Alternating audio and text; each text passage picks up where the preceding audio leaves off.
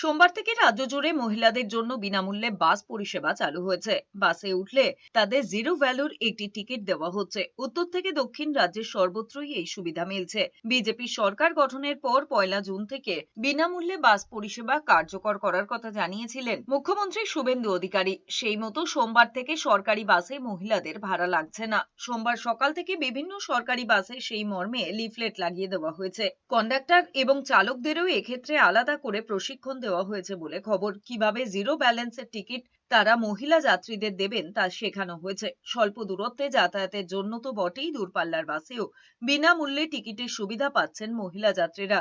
সেক্ষেত্রে মোট 12টি নথির যে কোনো একটি সংশ্লিষ্ট বাসের কন্ডাক্টরকে দেখাতে হচ্ছে। তবে এই প্রকল্পের সুবিধা যাতে অন্য কেউ নিতে না পারেন, আগামী দিনে তার জন্য অন্য ব্যবস্থা করবে সরকার। মহিলাদের জন্য বাসের বিশেষ কার্ড করে দেওয়া হবে। বিনামূল্যে বাস পরিষেবা চালুর কথা জানিয়ে এক্সে পোস্ট করেছেন মুখ্যমন্ত্রী শুভেন্দু অধিকারীও। লিখেছেন, পাহাড় থেকে সমতল মহিলারা পাচ্ছেন বিনামূল্যে যাতায়াতের সুফল। প্রধানমন্ত্রী নরেন্দ্র মোদীর স্বপ্নকে বাস্তবায়নের পথে এক ধাপ এগোলো পশ্চিমবঙ্গ। খুবই ভালো লাগছে। মেয়েদের জন্য এটা খুব ভালো করেছে। শুভেন্দু অধিকারীকে ধন্যবাদ জানাই।